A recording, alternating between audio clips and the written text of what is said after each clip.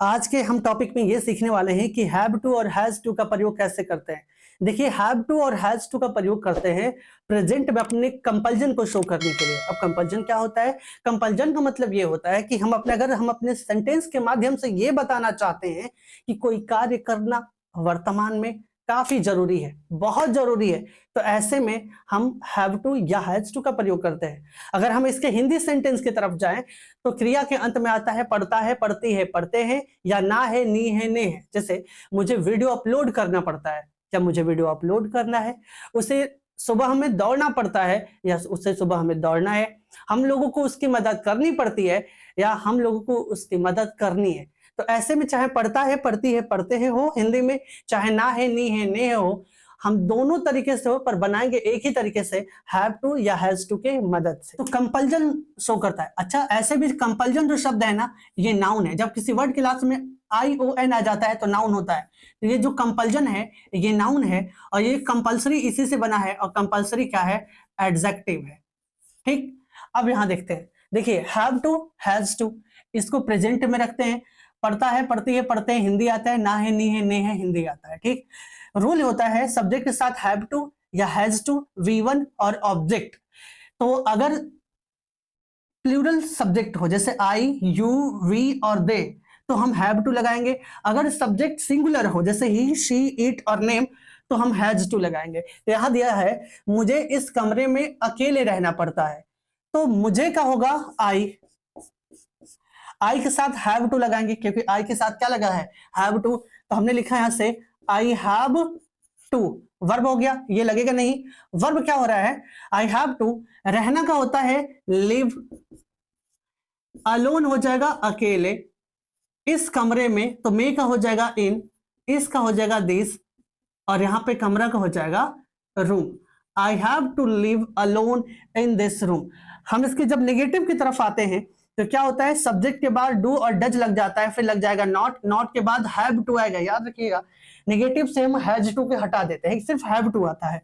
और V1 object, तो जिनके जिनके साथ में आई, यू, वी और दे लगता था, उनके साथ हम नेगेटिव में डू लगा देंगे, और जिनके जिनके साथ हैज टू आता था उनके साथ नेगेटिव में हम डज लगा देंगे। ठीक है, दिया है उसे अब पैसे नहीं कमाने पड़ते हैं, तो अब उसे का लिखेंगे ही के साथ क्या लगेंगे? डू और डज में से हम लगाएंगे यहां पर डज। अब क्या लिखेंगे? नॉट। अब क्या लिखेंगे? हैव और टू। काम क्या हो रहा है? वर्ब हो रहा है यहां पे पैसे कमाना, तो पैसे कमाना का होगा अर्न मनी। अब दिया है नाउ, यानी अब का लिख देंगे हम नाउ, इसको यहां पे लिख देते हैं नाउ। ठीक है, इंट्रोगेटिव में क्या करते हैं कि हम हेल्पिंग वर्ब यानी डू डज को पहले लेके आते हैं, फिर आगे subject, have to, V1 object और क्वेश्चन मार्क। तो देखिए, क्या आपको प्रतिदिन कार्य करने पड़ते हैं? तो डू और डज में से कोई एक हेल्पिंग वर्ब हमको चाहिए पहले, तो हम लगा देंगे डू। सब्जेक्ट कौन है? आपको, तो आपको का लिखेंगे यू।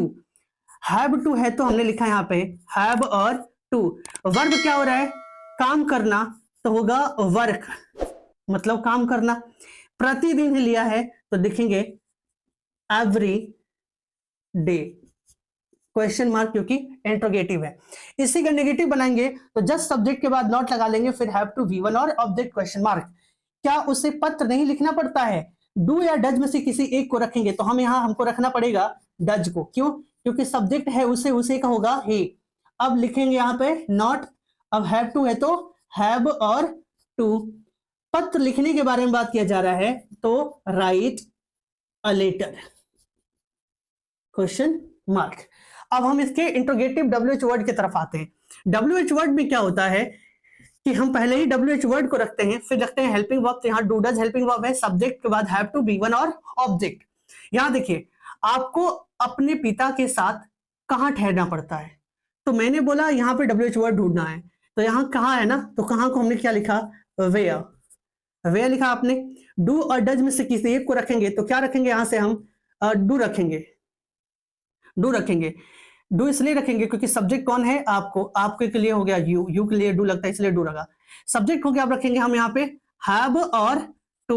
वर्ब क्या हो रहा है यहाँ पे? ठहरना। ठहरना का होता है स्टे, किसके साथ? विद का मतलब होता है साथ, अपने पिता के साथ, तो your father, with your father. Question mark होगा क्योंकि सवाल पूछे गए। WH वर्ड का नेगेटिव हम बनाते हैं तो हम क्या करते हैं, सब्जेक्ट के जस्ट बाद नॉट लिखते हैं, बाकी सभी रूल्स वैसे ही रहते हैं, same to same. WH word पहले लिखेंगे, फिर हेल्पिंग वर्ब आपका डू और डज की तरह काम, डू और डज है, सब्जेक्ट उसके बाद नॉट, हैव टू, V1 और ऑब्जेक्ट क्वेश्चन मार्क। देखिए उसे तुम्हारी मदद क्यों नहीं करनी पड़ती है, तो WH वर्ड क्या यहाँ पे है, यहाँ पे है क्यों, क्यों का हुआ वाई, डू और डज में से किसी एक को रखेंगे तो यहां से हम उठा के रखेंगे डज को, क्योंकि सब्जेक्ट कौन है उसे का रखा हमने ही। अब यहां लिखेंगे नॉट क्योंकि नेगेटिव जस्ट इसके बाद है, हैव टू है तो हमने लिखा यहाँ पे हैव और टू। काम क्या हो रहा है, मदद करना, तो हो गया हेल्प, किसकी मदद करना, तुम्हारी, और तुम्हारी का हो गया यू, क्वेश्चन मार्क।